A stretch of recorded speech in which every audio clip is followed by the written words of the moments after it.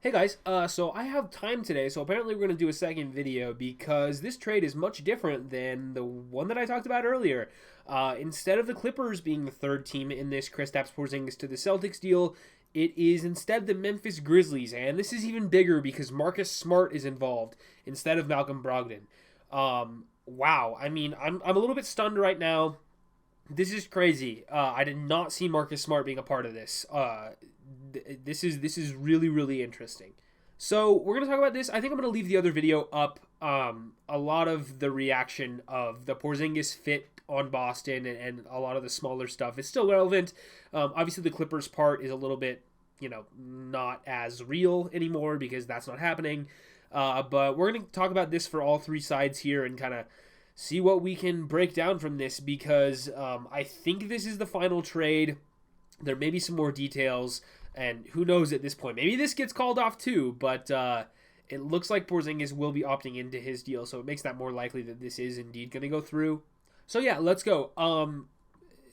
The Boston Celtics are sending out Marcus Smart instead of Malcolm Brogdon, so that's the first major difference here. They're still getting Porzingis back. They're also going to send out Gallinari. He was in the original deal. Mike Muscala as well to match the salary, I assume. That's not a huge deal. They got him at the deadline last year. He didn't play much, so whatever. They're also getting picks back. This is big. They're getting number 25. They're also trading, so they're sending out 35 tomorrow and moving up to 25. So essentially moving up 10 spots from the second round into the first. And then they're also getting next year's pick from the Warriors, which Memphis had as part of the Andre Iguodala salary dump back in 2019 when the Warriors had to get D'Angelo Russell in the Kevin Durant sign and trade.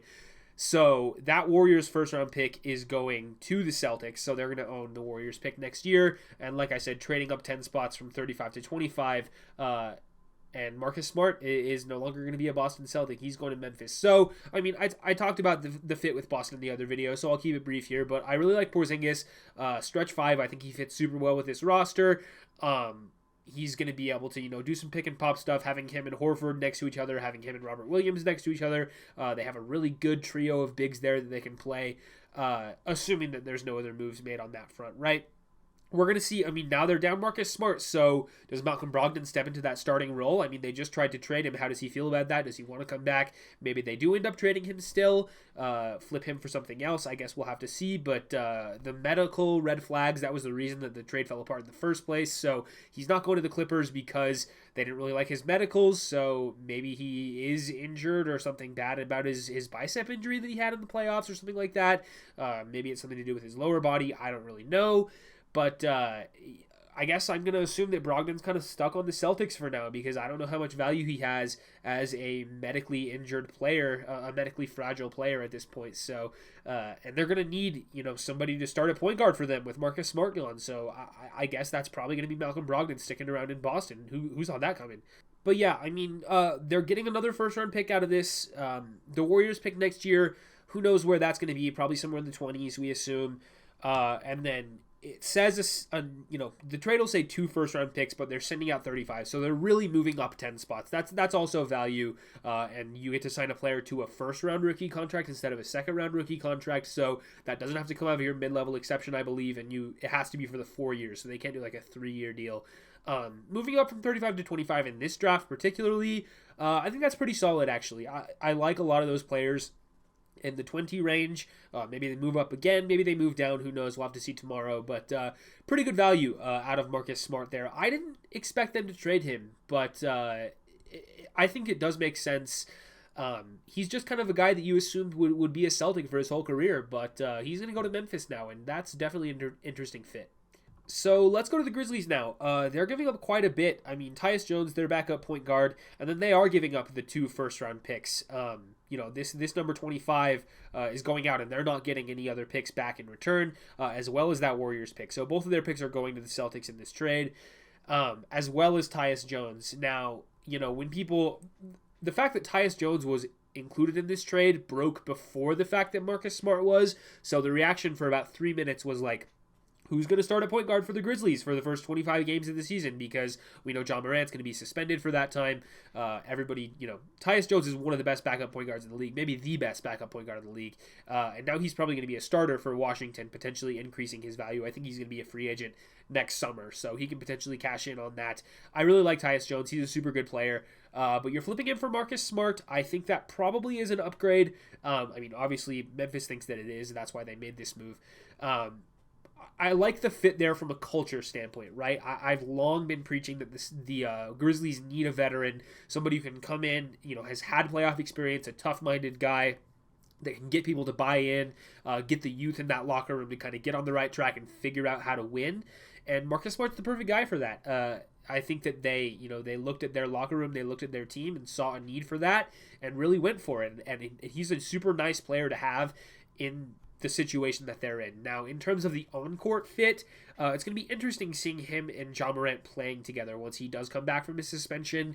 I think that they can make it work. It's just going to maybe take some growing pains and kind of some time to figure that out. Marcus Smart's not a perfect player. He sometimes takes bad shots, kind of hijacks the offense a little bit. There's definitely flaws with him. But if Memphis can get him to buy in, they already have a great defense. Now they have the last 2 defensive players of the year on their team. They're going to be really tough to score on. I think he fits in culture-wise, like I said.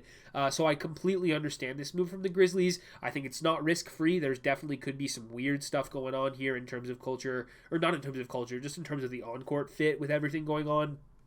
But I could see this working out. I could also see it not working out. It's just, like I said, I understand why they made the trade, but it makes me a little bit wary about what this whole thing is going to look like going forward. And then for the Wizards, they are getting a pick back, number 35 in the draft, so that's, top of the second round. They can get a pretty good player there, hopefully, for them. Tyus Jones, like I said, he's going to be their starting point guard for next season, most likely.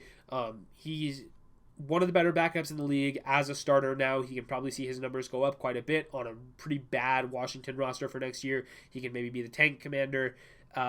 Really good player. Maybe you can flip him down the line if you want to, trade him at the deadline. Like I said, he's an expiring contract, so potentially could get some value out of him. Or if you want to hold on to him for, as they move into their next era, wouldn't be mad at that either. And then these other guys, Gallinari and Muscala, doesn't really matter a ton. Gallinari didn't play last season. I don't know what you can do with him. He's going to be also an expiring contract. I believe Muscala is as well. Don't know how much value either of these guys have in terms of a potential future trade on a rebuilding team.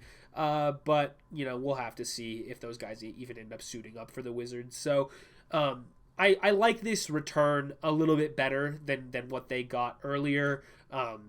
Marcus Morris wasn't really going to be much. And then I don't know how many picks were reported earlier. I don't even remember. But I like this version of the trade a little bit better than the earlier reported ones. So yeah, I think the Wizards made out pretty well here. They were trading Porzingis regardless. So the fact that they got this return for him, I think is pretty solid. So yeah, wow. That's about it for now. I did not expect to see a Marcus Smart trade on my timeline tonight, but that's where we're at. He's heading to the Memphis Grizzlies. This is crazy. Very, very interesting draft tomorrow. Going to be super fun to see how this all plays out. Also, during all this, Chris Middleton opting out of his contract with the Bucks. I assume he comes back, but that's a topic for another day. Yeah, I think that's about it for me right now. I'll see you guys tomorrow, I guess.